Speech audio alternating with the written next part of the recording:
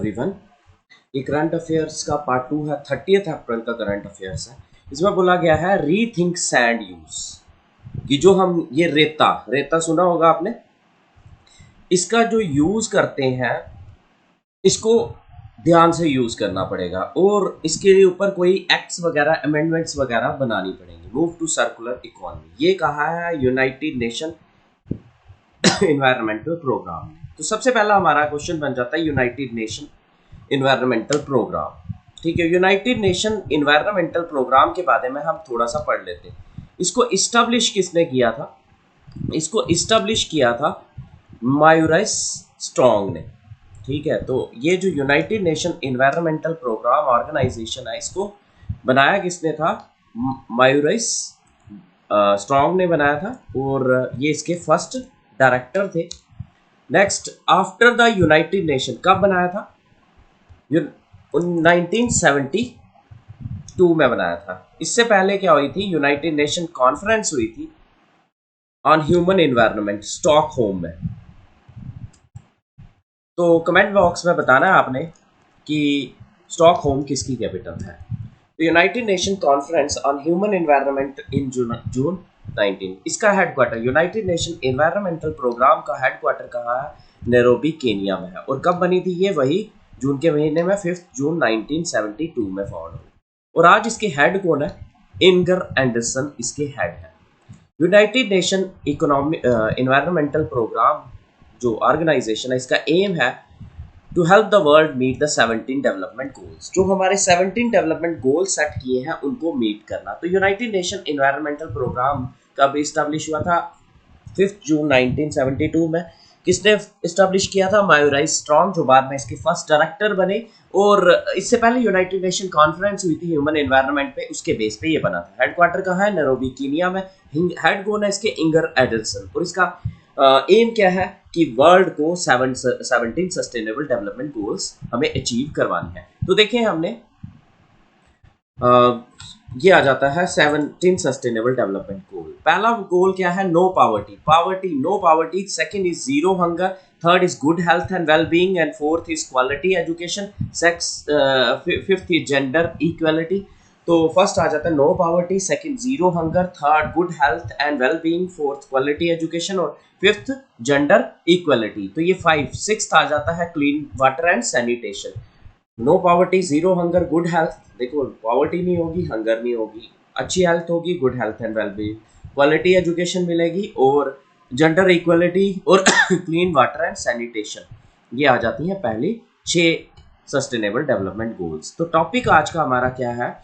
हमारा टॉपिक है कि वर्ल्ड को ध्यान रीथिंक करना पड़ेगा कि कैसे सैंड को यूज करना है, एक्सट्रैक्ट करना है और यूज करना है। ये सेकंड मोस्ट यूज्ड रिसोर्स है वर्ल्ड का। सबसे पहले रेता हर जगह यूज होता है, हर चीज बनाने के लिए। पहले नंबर पे कौन सा है? First most used resource globally कौन सा है? वाटर है। दूसरे नंबर पे ये है। Second most used resource globally कौन सा है?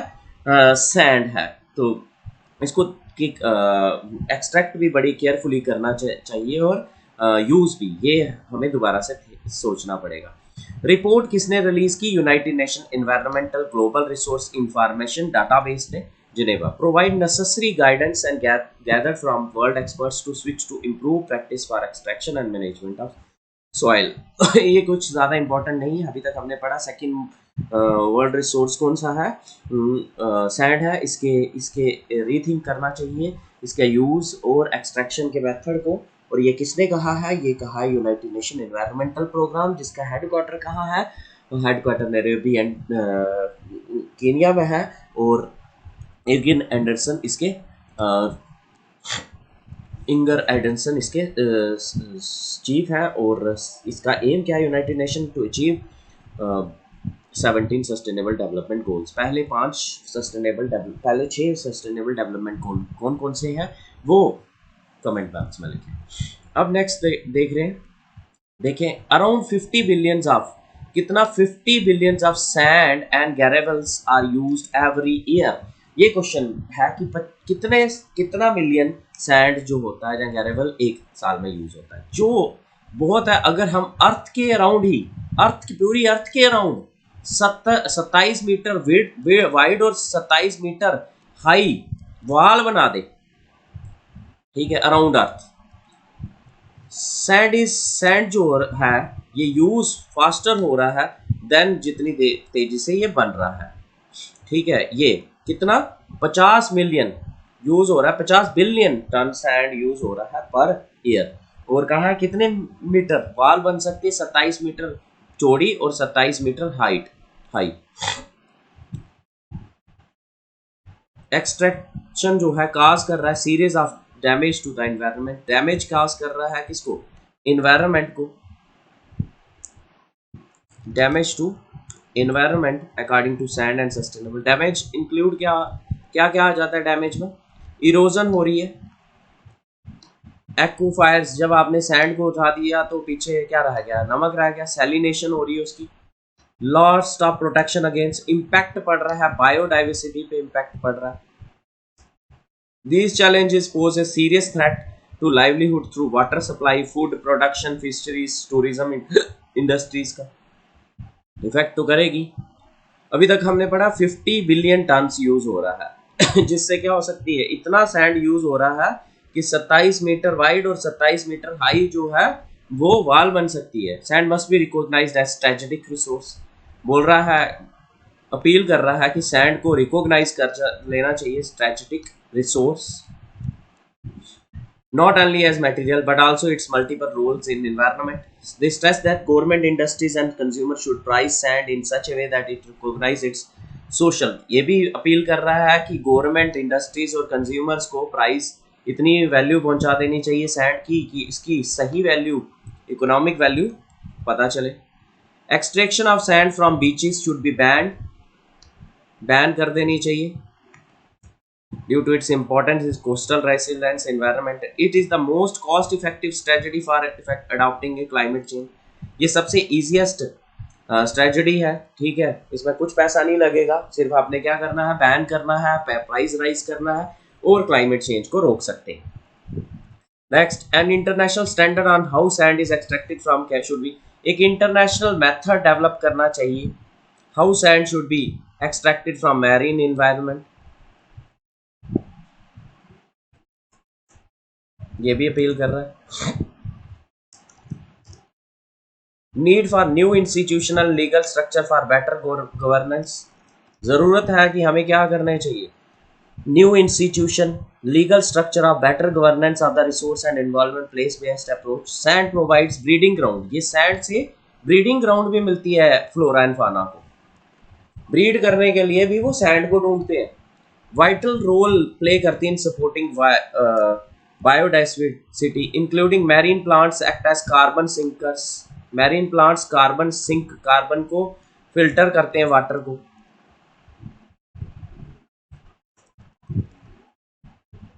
ठीक है, पानी को भी फिल्टर करते हैं। Country that are biggest miners in the world, सबसे बिगेस्ट माइनर्स वर्ल्ड में कौन सी कंट्रीज है, देखो सबसे पहले है चाइना, चाइना सबसे ज्यादा माइन करती है, ठीक है, फिर उसके बाद यूएसए, फिर रशिया, फिर ऑस्ट्रेलिया और फिर India.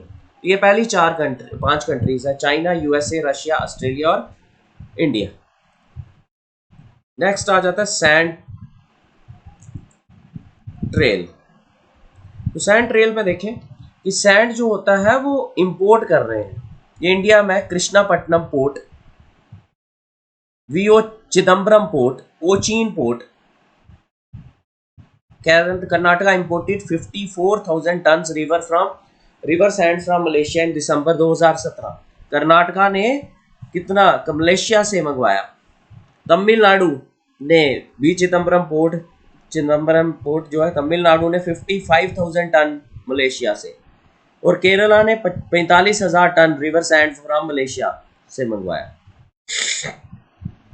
Kerala imported 80,000 ton Cambodia से भी मंगवाया है केरला ने 2014 में। ये पुरानी इंफॉर्मेशन है, मतलब इंडिया इंपोर्ट भी बहुत ज्यादा सैंड करता है।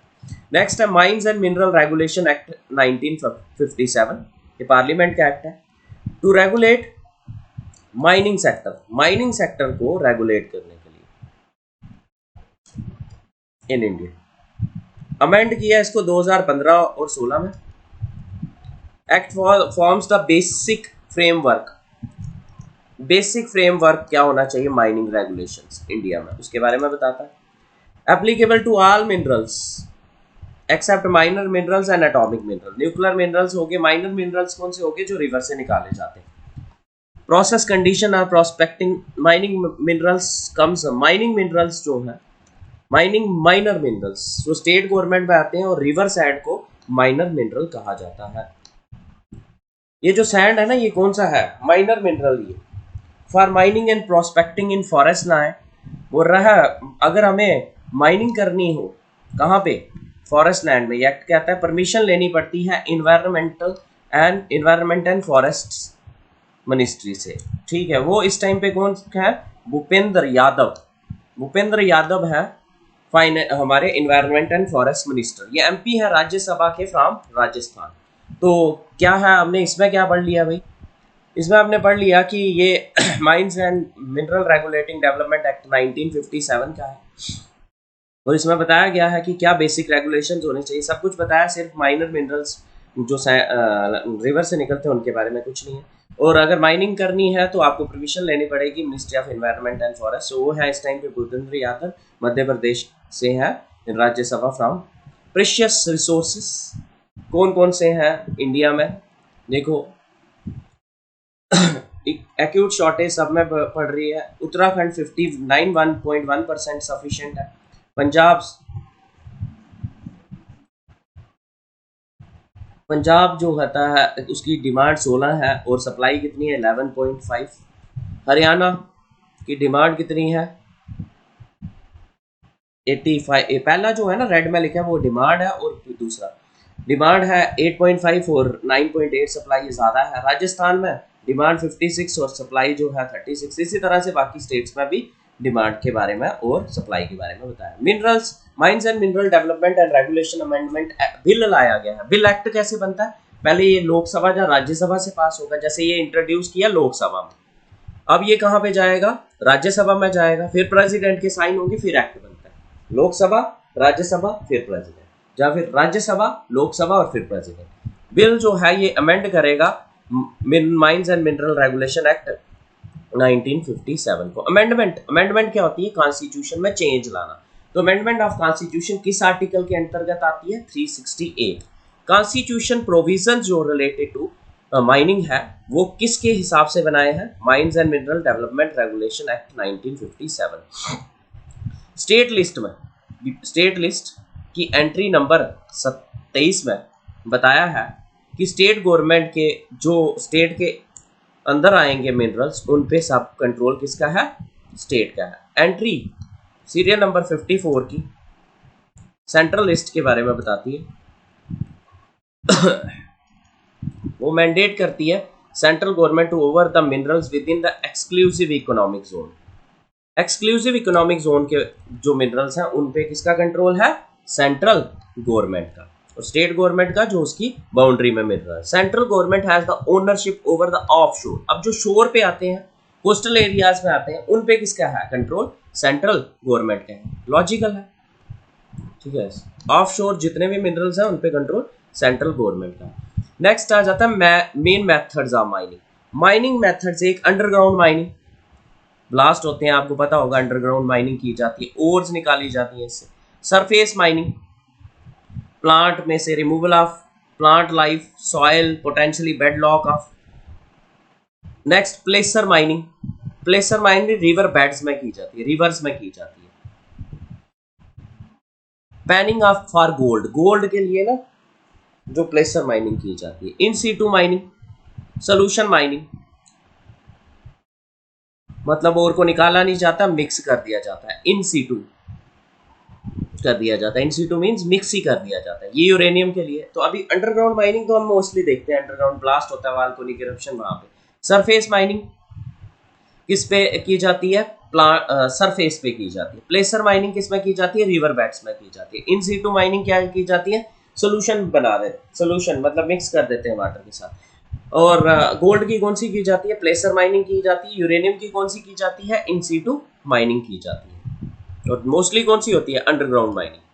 तो नेक्स्ट क्वेश्चन आ जाता है, which of the following type of mining is relatively costly and frequently used to get to deeper way deposits. तो आपको पता है हम फ्रिक्वेंटली कौन सी माइनिंग यूज करते हैं, हम अंडरग्राउंड माइनिंग यूज करते हैं। नेक्स्ट क्वेश्चन आए हैं, ये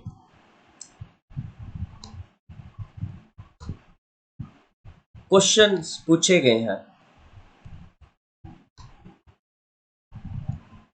यूपीएससी ने एक क्वेश्चन पूछा हुआ है। तो क्वेश्चन है, with reference to management of minor minerals in India, minor minerals in India consider the sand is a minor mineral according to prevailing law of the country. पहला है कि सैंड माइनर मिनरल है, yes absolutely right. State government have the power to grant mining lease of minor minerals, ठीक है, but the power regarding the formation of rules and related to the minor central government. ऐसा नहीं है, rules and regulation भी minor minerals के state government ही बनाती है। State government have the power to frame rules to prevent illegal mining, yes absolutely right. तो इसका आंसर आ जाएगा 1 and 3, 1 and 3 इसका आंसर आ जाएगा। नेक्स्ट क्वेश्चन आ जाता है,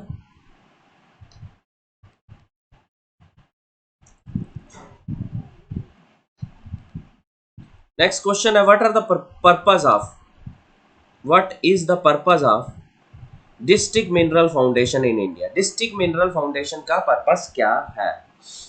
promoting mineral exploration activities in mineral rich deposits. Mineral exploration activities वो तो स्टेट का है। Protecting the interest of the person affected by mineral mining operations, ये बिल्कुल सही है। Interest of person affected by mining operation, उसको देखना, उस डिस्ट्रिक्ट मिनरल फाउंडेशन का फाउंडेशन है ये उनको देखती है जो माइनिंग की वजह से जिनकी हेल्थ पे प्रॉब्लम हुई है। Authorise state government to issue licence for mineral, और डिस्ट्रिक्ट का थोड़ी है, डिस्ट्रिक्ट का नहीं, तो इसका आंसर आ जाएगा सेकंड ओनली, ठीक है। थैंक्स अ लॉट, ज़्यादा से ज़्यादा शेयर करें इसको और सब्सक्राइब करें चैनल को और कमेंट करें ताकि ऐसी मोर वीडियोस आती रहे। और अगर इस टाइप के क्वेश्चंस आप देखो, हम स्टैटिक को, करंट को, सबको लिंक करके क्वेश्चंस कर रहे हैं और ये बहुत ही बेनिफिशियल रहेगा आप सबके लिए। Thanks a lot for listening.